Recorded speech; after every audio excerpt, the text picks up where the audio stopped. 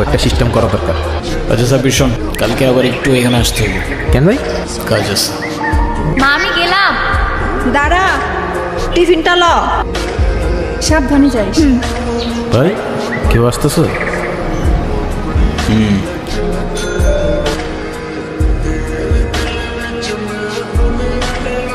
এই শোনো, নাম কি? ঋতিকা। সুন্দর নাম তো, কে রাখছো? বাবা।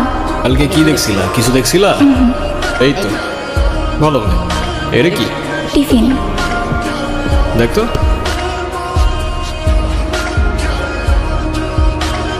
কে বানাইছে? হ্যাঁ। পিঠা কে বানাইছে? মা। তোমার মাকে বললো মজা হয়েছে।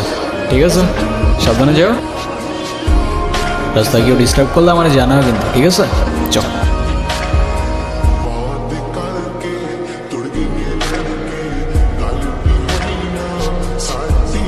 আজকে ক্লাসে যা অবস্থা ছিল।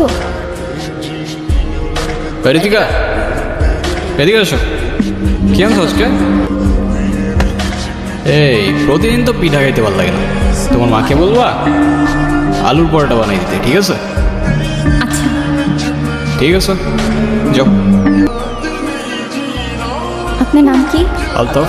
দেখেন, আপনি প্রতিদিন আমার পিছু করেন, আমার এটা খুব খারাপ লাগে। প্লিজ এটা আর করেন না, আমার বাবা জানলে আমার অনেক প্রবলেম হবে। এই নাও, প্যারা নিও না, পিছু করবো না। বাটিটা ভারী কেন?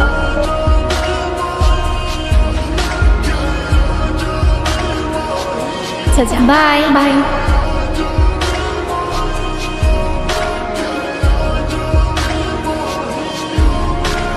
হাওয়া ছাড়ছে কে? ধরে নিয়ে তো। হাওয়া ছাড়ছস তুই? হ্যাঁ ভাই। কেন ছাড়ছস? এমনি। ঠিক আছে, ভাই মারলেন কেন? এমনি। আর ছাড়বি? না ভাই।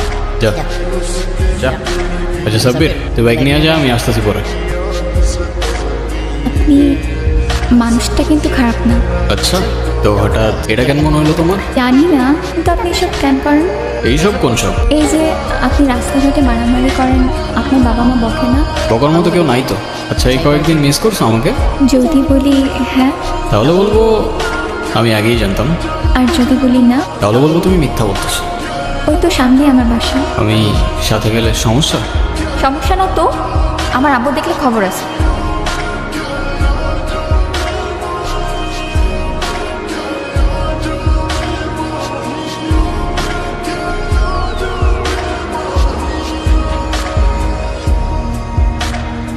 কাকা, নিয়ে 2 দিন আসলাম, ধৈর্যেরও কিন্তু একটা সীমা থাকে কাকা। একবার আসো আর 100 বার। আমার জমি আমি দেব না। শোনো, তুমি আসো আর তোমার বাপ, জমি আমি এইটা দেব না। হে কাকা, বাপে যাওয়া উচিত হয় না আপনার। আলতা, বাবা তুমি ভিতরে যাও। আমি জানতাম না উনি তোমার বাবা, আর এসব আমি করতে চাই নাই। রাজু কাকা আমারে বারবার বারবার জোর করতেছি। আমি আশা করবো আজকের পর থেকে আপনি না আমার পিছু করবেন, না কোনো যোগাযোগ রাখবেন, আর না আমার সামনে আসবেন। আমাকে মাফ করবেন, আমি মানুষ চিনতে ভুল করে ফেলছি। তরে একটা জমির মালিকরে ম্যানেজ করতে বলছিলাম, কতদিন হয়ে গেল, তাও পারলি না। এখন আমি ক্লায়েন্টরে কি দিয়ে বুঝ দেই? ওই জমি পাবা না কাকা। পাবো না মানে? পাবা না মানে পাবা না।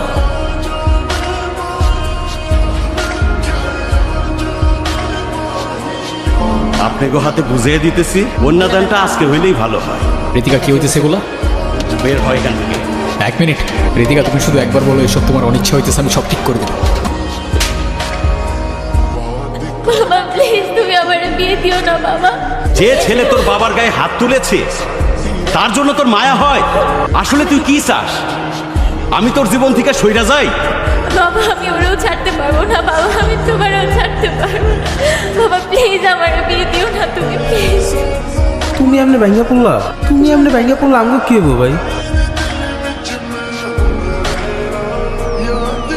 আর সব কিছু মিথ্যা হইতে পারে, কিন্তু মায়া মিথ্যা হয় না।